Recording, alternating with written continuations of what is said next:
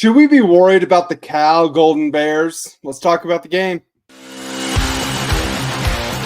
goes Davis. Oh my God! Davis is going running all the way back. Auburn's going to win the football game. Hello and welcome to this episode of War Eagle Weekly. How are we doing tonight, Josh? We're doing good, dude. I'm ready. I'm ready for Saturday already. We just had a game 2 days ago. Yep. Again, we're recording this on Monday, September 2nd. We broke this up into two videos to talk about our upcoming game. If you want to talk about or hear what we have to say about the Alabama A&M game, go ahead and click the video at the top of the screen. I will have the link there so that way you can get all the fun conversation that we had about that and how excited we were about that game. But we're here in this video to talk about the Cal Golden Bears and how worried and concerned we are about that game. Or maybe not concerned, Josh? I don't know. What are your not opinions? Even a little bit. Not even a little bit. Not even. Listen. Like you pointed out in our pre-recording conference before the last episode, Cal was up 14-13 at halftime. I mean, they allowed 221 passing yards and 83 rushing yards. UC Davis had more passing yards than Cal. Yeah. They had 20 less rushing yards than Cal. And the UC Davis didn't give up a single sack in the entire game. Yeah. Yeah, the difference in the game, I think, was the interceptions that UC Davis. 3 interceptions. Yeah, that they kind of started pushing a little bit in the second half, and it led to some Cal touchdowns. But you got to think, man. We talked about this months ago when I was like, man, for them making us go across the country and play at 1:00 in the morning on Sunday morning, we should have sat there and said, okay, how can we schedule a 6 a.m. game? All right. Just put it on the complete opposite end. I think would have just been absolutely one of my favorite things ever had they done that. But I mean, it would have been difficult for the home crowd to get up at that point. I get that would have been a nightmare. But at the same time, I wouldn't be up to watch that game. That's too early. I think I would. I mean, we're up now to record this podcast. Well, I work Sunday nights, not Saturday morning. That's true. So, but heading into this game, I think we should be a little worried a little bit. I mean, it's first game jitters. I'm thinking, we've had our fair share of first game, shockers, first game struggles. A lot of teams this year definitely did, especially your Pac-12. No, sorry, your defunct Pac-12 teams seem to have a little bit of a problem. The only team that Oregon, oh my gosh, yeah, that's what I was thinking. Yeah, that one was a little concerning. They might need to stop listening to the hype train that's been going around. They're missing Bo Nix right now, that's for sure. Yeah. So, but really, I mean, Cal did not look impressive. Did not throw for 300 yards. They 200 yards. I know. I realized that I was looking at their total yards rather than their passing yards. So they didn't have 300 yards rushing. Now, I did the little bit that I did watch. I did see I did see Ott score his touchdown. He had 2 touchdowns, but only 49 yards. Is this guy, is he looking forward? Is he worried about the Auburn game? Is he in his own head and concerned about the Auburn I think he's worried about getting injured again is what I think, because his longest run of the night was 7 yards. Let's be honest. We don't want him to be injured. I want him to be there and to just soak in the fact that Auburn is just a name and not an actual team. I want him to be there, available for the whole game, to realize that that's what they are. So, absolutely. I mean, I want that was the longest run he had of the night. And really, you got to feel like he's one of the better backs in the country, to be perfectly honest. I mean, if you're really looking at it, he should be one of the better backs. And maybe it's just a slow start for him. Maybe kind of like how Jarquez Hunter, granted, 2 different situations from last year, but Jarquez Hunter it was a little slow starting last year for him. Maybe Ott is having a little bit of the same problem. And so, give him the benefit of the doubt. But just though, Cameron. What was that? You shouldn't be having those problems against UC Davis. Oh, you shouldn't. Yes. They should have ran for over 100. Oh, they did run for over 100 yards, but they should have had at least almost 200 rushing yards. And the reason I'm not concerned about this game, Cameron, is because Auburn now has Cal's secret weapon from last year on their team, and that's Sam Jackson, the 5th.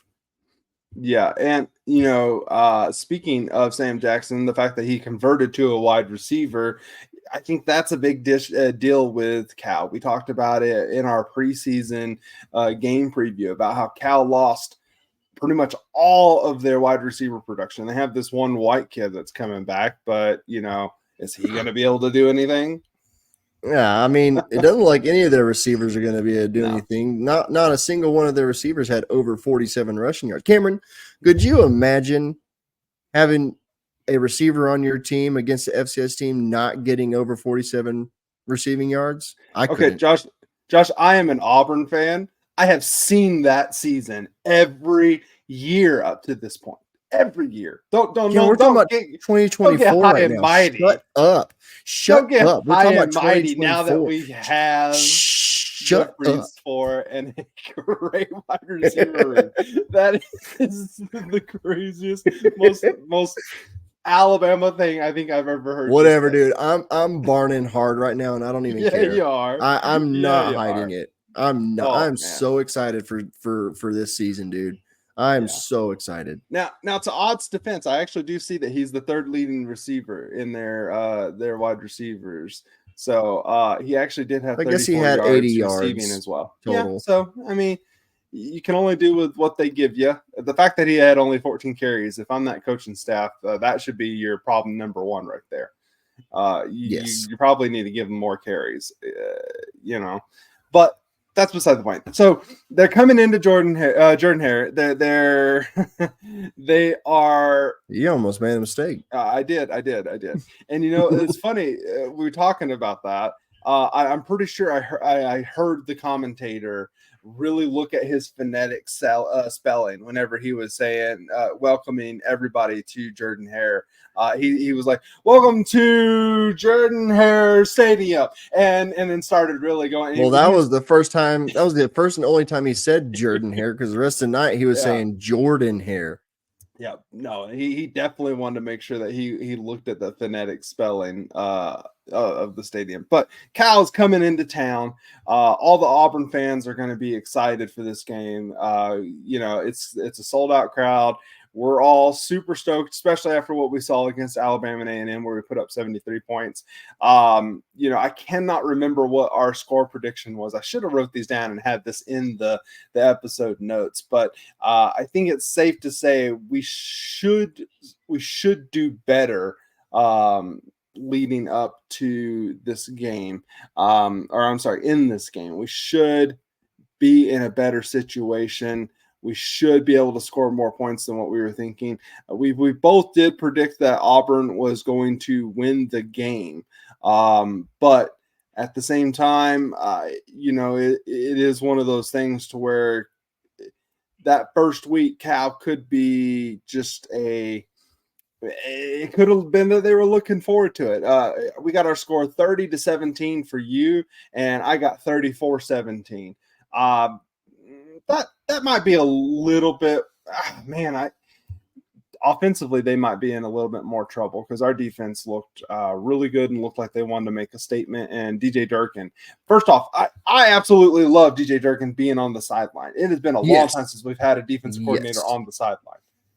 That was, and you know what? And I'm usually a fan of him being up in the booth just so he can see the whole field and get a better feel for it. We got your other co-DC in the booth, Charles Kelly. He's in the booth. So it doesn't make sense to have both your defensive coordinators up in the sky. and the ability to have the tablets now on the sideline, which could they talk more about the tablets and the The headset. headsets? Oh my gosh. Like, shut Come on. up. Yeah. So, but it was absolutely great to see him there on the sideline. I absolutely loved it. Side note, sorry to cut you off. Yeah, Side go note, for it. I was No. watching the beginning of the Alabama-Western Kentucky game. Western Kentucky was having some problems with the in-helmet communication.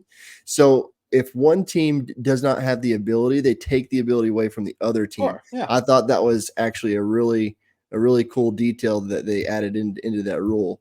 And Kalen DeBoer was not having it. He was angry. Yeah, I mean that's something that they've they do in the NFL.